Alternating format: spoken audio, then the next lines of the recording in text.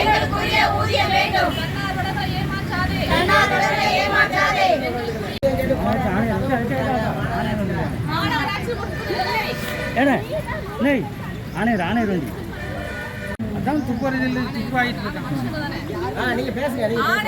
மனுஷங்க தான் நாங்க முடிக்கும் அப்படின்னா நாங்க ஐடிக்கு வாலண்டியர் சரிங்களா. 2021 இருந்து நாங்கள் ஐடிக்கில் ஒர்க் பண்ணிக்கிட்டு இருக்கோம். மாதம் எங்களுக்கு 1 மணி நேரம் வேலை பார்த்தா இப்போ அந்த கொரோனா டைம்ல இருந்து எங்களுக்கு வந்து ஒர்க் கொடுத்தாங்க, கவர்மெண்ட்லேயே கொடுத்தாங்க. 3 டைம் எக்ஸாம் பாஸ் பண்ணி தான் நாங்கள் இதில் பண்ணிருக்கோம். எங்களுக்கு கவர்மெண்ட் வந்து பெர்மனெண்ட்டாக போடணும் இது போடல. ஊதியம் வந்து 1000 ரூபான்னு சொல்லிட்டு எங்களுக்கு ஒரு தன்னார்வலர் உள்ள எடுத்தாங்க. நாங்கள் இது வரைக்கும் எங்களோட தன்னார்வல பைசாக்காக எதுக்காகவும் நாங்கள் கவர்மெண்ட்டை முறையிட்டது கிடையாது. அது 1000 ரூபா வந்துட்டு தான் இருக்குது. இப்போ அதுலேருந்து 2024 ஜூன் மாதம் வந்து எங்களை கலெக்டர் ஆஃபீஸில் வேலைக்கு எடுக்கிறாங்க. Crop survey, KMT, door to door, அந்த 1000 மகளிர் வந்து ஒவ்வொரு டியூட்டி கொடுத்துட்டு இருக்காங்க. நாங்கள் ஆல்ரெடி முன்னாடி கொடுத்ததுனால இப்போ எங்களுக்கே கொடுக்காங்க. இப்போ இதில் வந்து எங்கள்கிட்ட இப்போ 76 வாலண்டியர்ஸ் நாங்கள் இதில் வேலை பார்த்துருக்கோம் சரிங்களா. 76 வாலண்டியர்ஸில் வந்து கலெக்டர் ஆஃபீஸ் மூலமாக ஒரு குரூப் ஓப்பன் பண்ணி ஃப்ராங்க்லின் சார் அவங்க வந்து கலெக்டரேட்டில் எங்களுக்கு மேலே மேனேஜ்மெண்ட் மூலமாக அவங்களுக்கே எங்கள் குரூப்பில் ஜாயின் பண்ணி விடுறாங்க. நாங்கள் எல்லாம் ஒருங்கிணைஞ்சு வேலை பார்க்கணும். நீங்கள் ஐடிகே வாலண்டியர்ஸாக கலெக்டர் சார் உங்களுக்கு சொல்லியிருக்காங்க, நீங்கள் வேலை பார்க்கணும்னு சொல்லிட்டு எங்களுக்கு மேலே ஒரு லேடியை ப்ரூவ் பண்ணி சித்ரா செல்வின்னு சொல்லிட்டு ஒருத்தவங்க போடுறாங்க. அவங்க சித்ரா செல்வி எங்களுக்கு மேப்பிங் பண்ணி கொடுக்க பிராமின் சார் வந்து எந்தெந்த இடத்துக்கு போகணும்னு சொல்கிறேன். இதுதான் எங்களோட வேலை. நாங்கள் வந்து ஒரு நாளைக்கு எங்களுக்கு 60 நோட்டீஸ்க்கு ஒரு நோட்டீஸ்க்கு 5 ரூபா மணிக்கு 300 ரூபா சம்பளம்னு சொன்னாங்க சரிங்களா. அப்போ ஒரு நாளைக்கு எங்களுக்கு 1 மணி நேரமோ 2 மணி நேரமோ 60 நோட்டீஸ் கொடுக்குறது மட்டும் தான் எங்களோட டியூட்டியாக இருந்தது.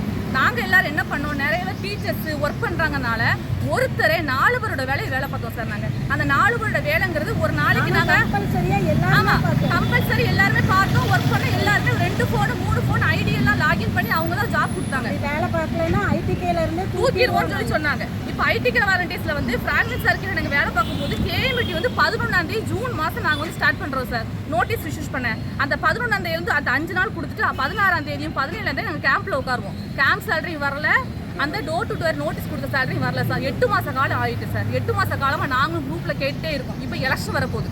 நாங்களும் தன்மையாக கேட்டோம். நாங்கள் எல்லாருமே டீச்சர்ஸ் BSc BEd ஒர்க் பண்ணவங்க. நாங்கள் எல்லாருமே அன்டைம்லையோ காலையில் சொல்கிறாங்களா 8 மணி சொல்கிறாங்க, எந்த டைமில் தண்ணி குடிக்காமல் ரெஸ்ட் ரூம் போக முடியாமல் நிறைய வீட்டில் ஃபேஸ் பண்ணிவிட்டு வீட்டில் சொல்லிட்டு வந்து வேலை பார்த்தோம். எங்களுக்குள்ள சம்பளம் இப்போ வரைக்கும் வரல சார். நாங்கள் ஒவ்வொரு டைம் முறையிட போகும்போதெல்லாம் எங்களை தடுக்கிறாங்க. நாங்கள் வந்து போன வாரத்துக்கு முந்தின வாரம் கீதாஜி மேம் பார்த்துருக்கோம், அடுத்து CEO மேம் பார்த்துருக்கோம், அடுத்து போன வாரம் திங்கக்கிழமை கலெக்டர் சார்ட்ட வரைக்கும் நம்ம பேசியிருக்கோம். இப்போ வரைக்கும் எங்களுக்கு சேலரி கிடையாது. இப்போ கூட நாங்கள் காலையில் வர்றது கூட எங்களை ஸ்டாப் பண்ணுறாங்க. உங்களை போக சொல்லாதீங்க.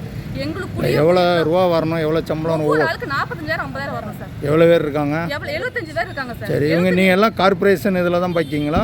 நாங்கள் எல்லாருமே PET அது என்ன PRT ஒர்க் பண்ணுறோங்க சார். நாங்கள் சரி, உங்களுக்கு இல்லை சம்பளம் தர்றது கார்பரேஷன் கொடுக்கணுமா? கலெக்டர் ஆஃபீஸில் தான் சார் போடுறேன்னு சொல்லி சொன்னாங்க. சரி, ஆனால் எங்களுக்கு இப்போ யார்கிட்ட கேட்கணும்னு எங்களுக்கு தெரியல. ஏன்னா மாற்றி விட்றாங்க. போங்க கார்பரேஷன் போங்கன்றாங்க. கார்பரேஷன் என்ன சொல்கிறாங்க, உங்களுக்கு நாங்கள் வேலை கொடுக்கவே இல்லை கலெக்டர் ஆஃபீஸ் சொல்கிறாங்க. கலெக்டர் ஆஃபீஸ் போனால் இன்னும் வந்துட்டு தாலுக்கா ஆஃபீஸ் மாற்றிட்டுன்றாங்க. இப்படியே நாங்கள் அலைஞ்சு டயர்ட் ஆகிட்டோம். எங்கள் வீட்டில் கேட்க ஆரம்பிச்சிட்டாங்க சார். எப்போ இந்த மகளிர் குடும்பத்துக்கு 5,000 ரூபான்னு சொல்லி ஃப்ளாஷ் ஆச்சோ அவங்களுக்குலாம் 5,000 ரூபா போட்டாங்க. உங்களோட சம்பளத்தை எங்கே கேட்காங்க. மக்கள் பயனடைஞ்சிட்டாங்க. நாங்கள் மக்களுக்காக வேலை பார்த்து எங்களோட ஊதியங்கிறது கேள்விக்குறியாக இருக்குது சார். நாங்கள் வேலை பார்த்துக்க ஊதியத்தை நாங்கள் கேட்க போகிறோம். இப்போ இதில் என்ன ஹைலைட் அப்படின்னா, ஒரு நாளைக்கு இப்போ நான் 1000 நோட்டீஸ் நான் கொடுத்துருக்குறேன். எனக்கு ஒரு நாளைக்கு 1000க்கு 5 ரூபா மணிக்கு கால்குலேட் பண்ணுறதுக்கு இப்போ ஒரு நாளைக்கு 300 ரூபா சொல்லி ஸ்டாப் பண்ணுறாங்க சார். அப்போ எங்களோட ஊதியத்தை அவங்க களை வாங்குறாங்க. எங்களோட ஊதியத்தை அவங்க எடுக்கிறாங்க. எங்களுக்கு நீங்கள் வேலை பார்த்த ஃபுல்லாக தூத்துக்குடி மாநகராட்சியில் உள்ள வீடு தூத்துக்குடி ரூரல் பிட்டா இருக்குது சார். இதில் வந்து டே 1 80 81னா இந்த 5 நாள் சேலரி. இந்த 5 நாள் சேலரி இப்போ வந்து 1 நாள் சேலரி ஆக்குறாங்க. அந்த 5 நாளைக்கு 60 ரூபா மணிக்கு கால்குலேட் பண்ணுங்க. ஒரு நோட்டீஸ் 6 ரூபா மணிக்கு 450 ரூபா. அது எவ்வளோ சேலரி? எனக்கு 300 ரூபா கொடுத்தா என் வீட்டில் எப்படி கேட்க மாட்டாங்களா? இல்லை, நீங்கள் வேலை பார்த்து எங்கே கார்பரேஷன் லிமிட்டில் தான் வேலை பார்த்தீங்களா? ஆமாம், கார்பரேஷன் எல்லாமே இந்த மேப்பிங் பண்ணி கொடுத்துருக்காங்க சார். எங்கள்கிட்ட எல்லாமே ரெக்கார்ட்ஸ் இருக்கு. நாங்கள் மொபைல் ஆப்பில் தான் பண்ணோம். அங்கே போய் GPS ஆன் பண்ணி ஒர்க் பண்ணோம். செல்ஃபி போட்டிருக்கிறோம். ஒவ்வொரு நாளும் ஸ்டேட்டுக்கு போயிருக்கு ரிசல்ட்டு. நாங்கள் என்ன என்ட்ரி போட்டோம்னு சொல்லிட்டு கார்பரேஷன்ஸ் ஒவ்வொரு குரூப் மேக் பண்ணாங்க. Municipal east zone, west zone, north zone, south zone 4 ஜோன்லையுமே முதல் நாள் மேப்பிங் பண்ணி கொடுப்பாங்க. மறுநாள் அந்த ஃபீல்டுக்கு போய் நிற்போம். ஃபீல்டுக்கு போனால் ஃபீல்டு போய் ஃபோட்டோ எடுத்து போடுவோம். அந்த மக்களுக்கு கொடுக்க நோட்டீஸ் கொடுப்போம். எங்கள்கிட்ட எல்லா ரெக்கார்டும் பக்காவாக இருக்குது சார். எங்கள்கிட்ட எல்லா ரெக்கார்டும் பக்காவாக இருக்குது. நாங்கள் முறையாக எங்களோட பைசாவை நாங்கள் கேட்குறோம். இவங்க எங்களோட பைசாவை திருடுறாங்க சார். ஓப்பனாக சொல்கிறேன். நாங்கள் டீச்சர்ஸ், நாங்கள் BSc BEd DTED முடிச்சிருக்கோம். அதுக்கும் மேலே படித்தவங்க இங்கே இருக்கிறாங்க. எல்லாருமே வீட்டில் கணவர்கிட்ட பேரண்ட்ஸ் சொல்லிட்டு வந்து வேலை பார்த்துருக்காங்க. இப்போ முஸ்லீம் அம்மாவில் அவங்க பாப்பா அங்கே தூரத்துக்கு பஸ் பிடிச்சி வந்தாங்க. எல்லாருமே எங்கள் பேரண்ட்ஸ் எங்கள் சப்போர்ட் ஆகிருக்கிறாங்க. 8 மணி வரை காலைல 6 மணிக்கு தான் போகணும். KMT கேம்பில் இல்லம் தேடி கல்வியில் தன்னார்வலர் வேலை பார்த்துட்டு இருக்கோம். நாங்கள் தூத்துக்குடி ரூரல் அர்பன் 2 பேரும் சேர்ந்து இன்னைக்கு வந்திருக்கோம். எதுக்காக அப்படின்னா KMUT அதாவது மகளிர் உரிமை தொகை அதில் உங்களுடன் ஸ்டாலின் கேம்ப் நடந்துச்சு. அந்த கேம்புக்காக வீடு வீடாக போய் நாங்கள் நோட்டீஸ் கொடுத்தோம். அதாவது ஒரு நாளைக்கு 60 வீட்டுக்கு நீங்கள் நோட்டீஸ் கொடுத்தீங்கன்னா 300 ரூபாய் தரதா சொல்லியிருந்தாங்க. அதுபோல் நீங்கள் உங்களுக்கு எவ்வளோ கொடுக்க முடியுமோ கொடுங்க, ஆனால் 60 நோட்டீஸ்க்கு ஒரு நோட்டீஸ்க்கு 5 ரூபா கணக்கு பண்ணி 300 ரூபா தரோன்னு சொன்னாங்க. நாங்களும் சரின்னு சொல்லிட்டு நாங்கள் எல்லாரும் எங்கள் கிட்டத்தட்ட ஒரு 76 பேர் என்ன பண்ணோன்னா அந்த ஒர்க்கில் நாங்கள் வேலை பார்த்தோம். கிட்டத்தட்ட வேலை பார்த்து கிட்ட 10 மாதம் ஆச்சு.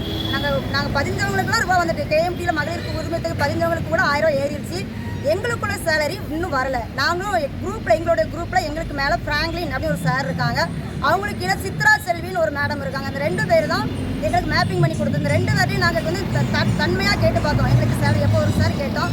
ப்ராசஸ் போய்கிட்டு இருக்குமான்னு சொன்னாங்களே தவிர சேலரியை பற்றி பேசவே இல்லை. நாங்கள் இப்போ என்ன அப்படின்னா சரி நாங்கள் கேட்போம் அப்படின்னு சொல்லிட்டு ஃபஸ்ட்டு நம்ம கீதா ஜீவன் மேடத்தை போய் பார்க்க போயிருந்தோம். அவங்கள பார்க்க முடியல. அவங்களோட PAவை பார்த்தோம். அவங்க எங்கள் முன்னாடியே தான் CO ஆஃபீஸ்க்கு ஃபோன் பண்ணாங்க. ஃபோன் பண்ணி ஸ்பீக்கரில் போட்டு பேசினாங்க. அவர் சொன்னாங்க 2 நாளில் ஃபண்டு ரிலீஸ் ஆயிருன்னு சொன்னாங்க. நாங்கள் 4 நாள் வெயிட் பண்ணோம், வரலை. நாங்கள் அடுத்தது CO மேடத்தை போய் பார்க்க போனோம். CO மேடம் எங்களை என்ன சொன்னாங்க, நீங்கள் ஏன் அங்கே போனீங்கன்னு கேட்டாங்க. நீங்கள் மினிஸ்டரை பார்க்க போனீங்கன்னு சொல்லி கேட்டாங்க. நாங்கள் போனது தப்பு தான் சொல்லி எங்கள் தப்பு ஒத்துக்கிட்டோம். அவங்களும் உடனே கலெக்டர் ஆஃபீஸ்க்கு ஃபோன் பண்ணி பேசிட்டு அவங்களும் 2 நாளில் ஃபண்டை ரிலீவ் பண்ணிடுறோன்னு சொல்லி சொன்னாங்க. நாங்கள் அப்பவும் ஒரு 5 நாள் வெயிட் பண்ணோம், ஃபண்டு வரல. நாங்கள் திருப்பி கலெக்டரை பார்க்க போனோம். கலெக்டரை பார்த்தா அவங்க எங்கள் நினச்சாங்கன்னா இப்போ உங்கள் சேலரி உங்களுக்கு வந்துடும், நீங்கள் எப்படி உங்கள்கிட்ட பேசுனாங்களோ அதாவது ஒரு நோட்டீஸ்க்கு 5 ரூபா அந்த கணக்குக்கு உங்களுக்கு உங்கள் அமௌண்ட் வந்துடுமா, நீங்கள் கவலைப்படாதீங்க, நாங்கள் ஏற்றிடுவோம், பாதி அமௌண்ட் தாசில்தார் ஆஃபீஸில் இருக்குமா வந்துருமான்னு சொன்னாங்க. நாங்கள் வந்ததுக்கப்புறம் ஒரு வாரத்தில் எங்களுக்கு ஃபோன் வந்துச்சு. மாநகராட்சிலேருந்து ஃபோன் வந்தது, உங்கள் சேலரிக்கு உங்களுடைய பேங்க் பாஸ்புக்கை கொண்டு தாங்க உங்கள் சேலரி போடுறோன்னு சொன்னாங்க. நாங்களும் பேங்க் பாஸ்புக்கை கொண்டு வந்து நேற்று எல்லாருடைய பேங்க் கிட்டத்தட்ட 76 பேருடைய பாஸ்புக்கை கலெக்ட் பண்ணி கொண்டு கொடுக்க வந்தேன். நான் தான் கொடுக்க வந்தேன். அவங்களோட மேம் சேலரி யாருன்னு கேட்டால் அவங்க என்ன சொன்னாங்க, தெரியாது அப்படின்னாங்க. அப்போ மேம் எப்போ எங்களுக்கு யாரும் புக்கு கொடுத்துட்டாமே கேட்டால் அப்போ அவங்க என்ன சொன்னாங்கன்னா, ஏமா நீங்கள் உங்களுக்கு கிட்டத்தட்ட 14 லட்ச ரூபாய் வருதுமா உங்களுக்கு எங்கள் கணக்குப்படி. ஆனால் அவங்களுக்கு எங்களுக்கு கொடுத்துருக்க ரூபா 14,000 ரூபா தான் கொடுத்துருக்குறாங்க. நாங்கள் ஃப்ராங்க்லின் சார்ட்ட கேட்டிருக்கோம். அவர் இன்னும் 10,000 ரூபாய் தாரேன்னு சொல்லியிருக்காரு. இதை நாங்கள் எப்படிமா போட முடியும்னு என்கிட்ட கேட்டாங்க. அப்போ நாங்கள் பார்த்தது கிட்டத்தட்ட சார் நாங்கள் பிள்ளைகளை விட்டுட்டு வீட்டில் பிள்ளைகள் சாப்பாடு கொடுக்காம, வெயில் பார்க்காம, மழை பார்க்காம, ரெஸ்ட் ரூம் போக முடியாமல், தண்ணி கொடுக்க முடியாமல் நாங்கள் கஷ்டப்பட்டு வேலை பார்த்துருக்கோம். எங்களுடைய ஊதியத்தை நாங்கள் கேட்குறோம். அங்கே எந்த ஒரு ரெஸ்பான்ஸ் பண்ணியிருந்தாங்கன்னா நாங்கள் எனக்கு இந்த இடத்துல வந்து நாங்கள் நின்றுக்க மாட்டோம். அவங்க எங்களுக்கு எந்த ஒரு ரெஸ்பான்ஸ் பண்ணாதனால நாங்கள் இந்த இடத்துல வந்து நிற்கிறோம். நாங்கள் பார்த்த வேலைக்கு எங்களுக்கு சம்பளம் வேணும் சார். நாங்கள் எங்கேனாலும் போக ரெடியாக இருக்கோம்.